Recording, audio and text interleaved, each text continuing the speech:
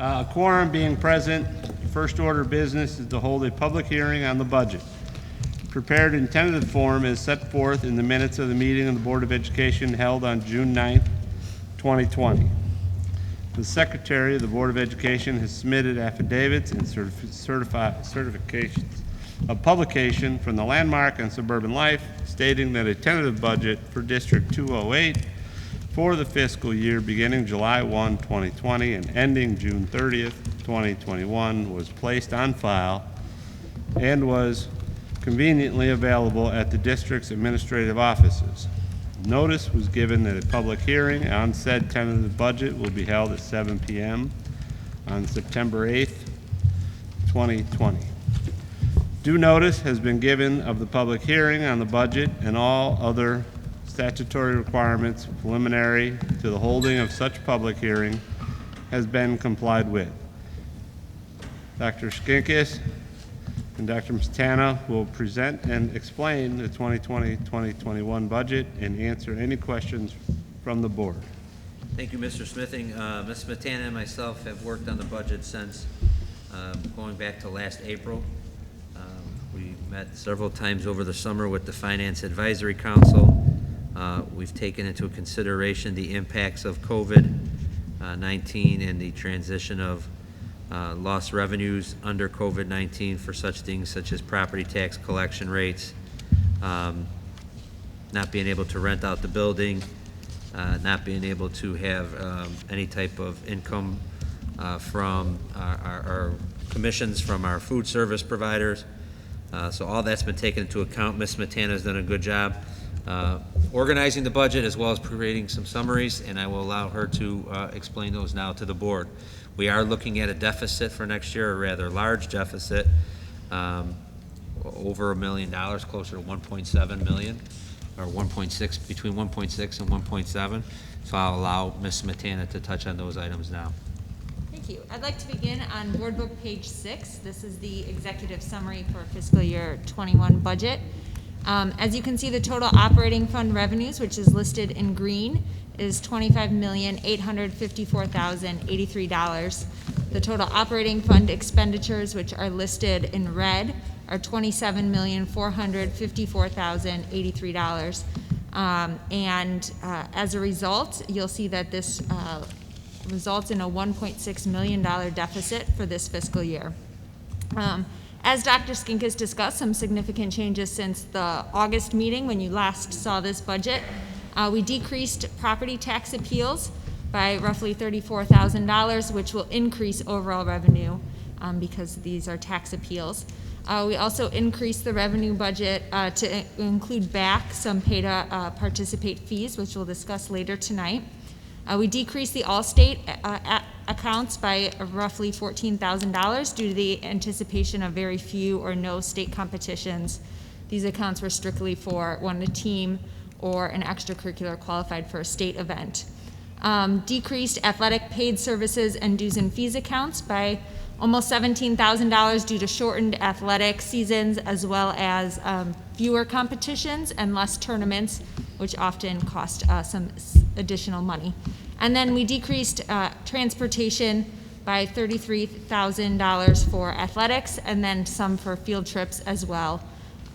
We had already decreased field trips, we just decreased it a little bit more. We anticipate even when we're back in person that students won't be taking a lot of field trips this year. So if you scroll down to the bottom of this page, you can see it at the very bottom right now.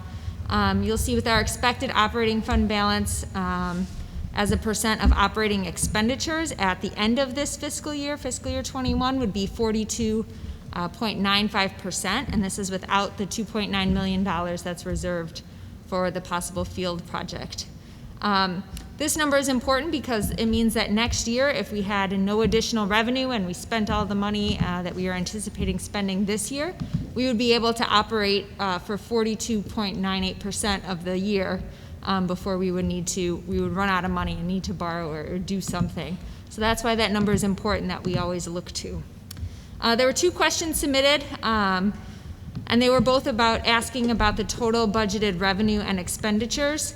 So looking at budget versus budget for fiscal year 20 versus fiscal year 21. And those answers are found on Board Book page 12 for revenue and Board Book page 30 for expenditures. We compare line item by line item and then the accounts overall.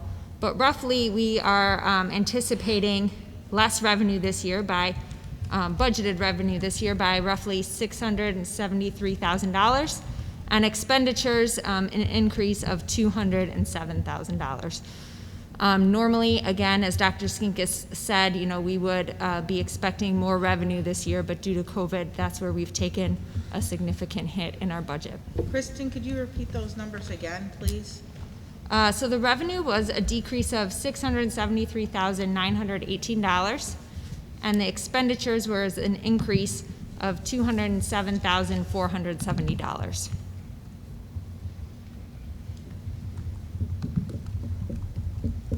And those are all the submitted questions, but I'm happy to answer any additional questions. Kristen, provide a little more of a summary. Do you want to just calculate on the expenditure and revenue analysis, just kind of where we said the big drop-offs were? I know you touched on that a little bit right now, but I know you and I made a quick chart just so people are like, well, because in our 5-year projections, if somebody looked back to last spring, we were not projecting this large of a deficit.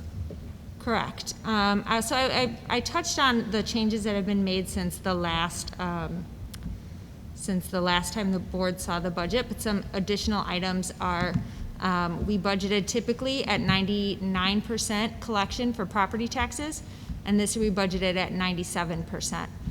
So that has a significant impact on revenue of roughly $400,000. Additionally, rental revenue was roughly, I believe, $80,000 that we normally would get. Student fees were decreased. We normally budget about receiving 85% of the student fees that we assess, and this year we bumped it down to 80%.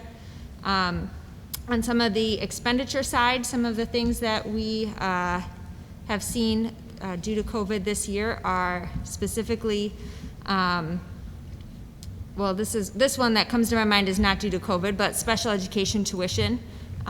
We've had the same number of students graduate that are entering as freshmen, but some of our freshmen have some more significant needs, as well as some of our existing students, their placements have changed. And so that's resulted in an increased line item in special education tuition of $300,000 roughly. I'm trying to think, Dr. Skinkis, off the top of my head as I pull up the list that we presented last board meeting. Yeah, I think those are the large ones. Obviously, you're going to have traditional increases in our health insurance. You're going to have the salary increases. Those are the traditional expenditures. But I mean, if you think about it, every 1% of property tax collections anywhere from $200,000 to $230,000. So I mean, we usually collect it. What we put down in the budget usually is 99. To drop 97 right there is almost $500,000, like Kristen said. So that's the largest one to see. And at this point in time, our property tax collection's only at about 33% as of Friday, roughly, in the 30% of the 45%. That has now increased to roughly 80% for this fiscal year. I think there was a delay. I don't know if it was a delay at Cook County or if it was a delay at the Township Treasurer or a combination of both. But we did, since last week, we did receive some additional money that got deposited into our accounts. Okay.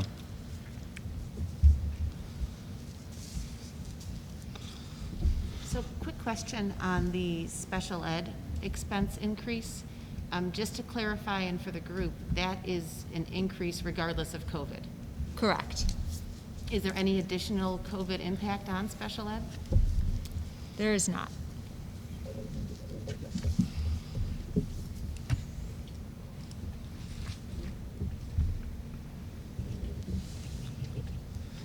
So the process the board will take is tonight we would approve the hearing. Kristen will fill out the formal, after the hearing, later in the agenda tonight, the board would formally approve the budget. Kristen submits that budget before October 1st to the state, and then our budget's adopted officially. Like I said, we've had this tentative budget, we've been looking at it since June, so June, July, August, it's been a topic of discussion with the board, so I'm anticipating that's probably why there's not as many questions. So if there's no other questions, we can open it to any visitor comments Yeah, on the budget. I just wanted to kind of make a couple statements here. I guess it's not more of a question, it's a statement. I was doing a 5-year comparison here, you know, and the revenue's gone up 8.4%, or $2 million, and the expenditures have gone up 16.5%, or almost $4 million, $3.7 million. So our expenditures are definitely outpacing our revenue at a 2-to-1 clip. And I'm looking at where this money, expenditures is going. General education's gone up 10.7%, and special education has gone up 52.5%. I think this is something we really got to focus on, and there's not a lot we can do about it, but focus on where the money is coming from and going to in the next 5 years. Because this pace, if we go up another $2 million in the next 5 years, which is what we're on track to do, we're out of money. So we've got to really think about it. It's not about a senior coming off and freshman coming on, or actually a senior, because there's a 7-year plan. Administration's gone up 25%, operations 2%, athletics almost 10%. A little less than that, but, so I think these are some things that as we go into,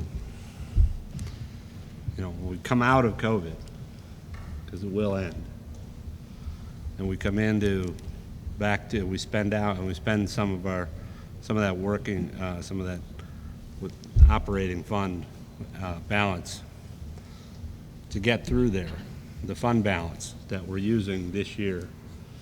And we're glad we have that fund balance, quite frankly, right now, because we need it for the COVID.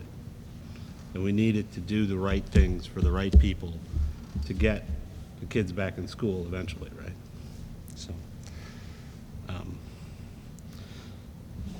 is there any other comments? And then we'll open up for the public discussion. So the meeting will now open for public discussion for all persons desiring to be heard at this time. This is public discussion for the budget. We have another discussion period for other matters. Is there anyone in the audience who would like to comment on the budget?